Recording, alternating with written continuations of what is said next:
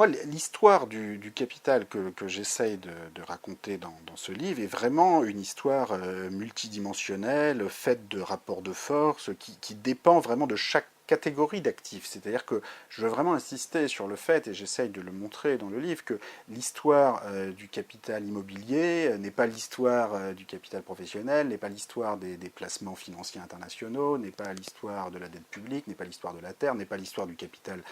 négrier, qui est une forme de capital privé, en tout cas aux États-Unis jusqu'à l'abolition de l'esclavage en 1865. Et cet exemple illustre de façon assez claire que le capital, c'est d'abord des rapports de pouvoir, de domination, c'est une construction sociale, politique, autant qu'économique. Et chaque type de richesse, chaque type d'actif, de possession, donne lieu à des négociations, des rapports de force, des affrontements violents qui sont très différents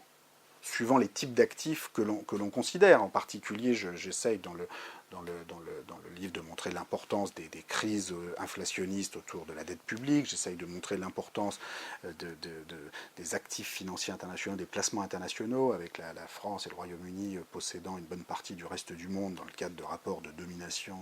coloniaux jusqu'à la Première Guerre mondiale, puis un énorme affaissement par la suite lié aux indépendances. Donc j'essaye vraiment de rendre justice dans le livre à cette diversité des formes de possession et à la complexité des rapports de force, des rapports de domination qui vont avec ça. J'essaye vraiment dans le livre de faire le va-et-vient entre une histoire du capital vraiment très, disons, près du terrain, des affrontements liés à ces différentes formes de possession, avec un point de vue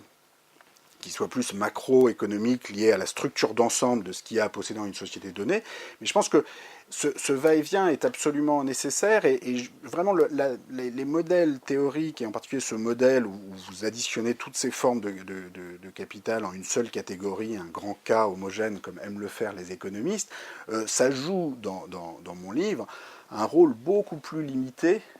que ce que certaines personnes ont l'air de s'imaginer. Comme je le montre dans le livre, les mouvements, pour le coup, de prix de l'immobilier et de prix de la bourse jouent un rôle fondamental dans les dynamiques de l'accumulation du capital. Et donc,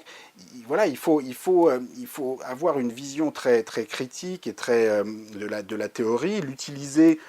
un tout petit peu pour ce sur quoi elle peut nous éclairer dans nos intuitions, mais d'abord en essayant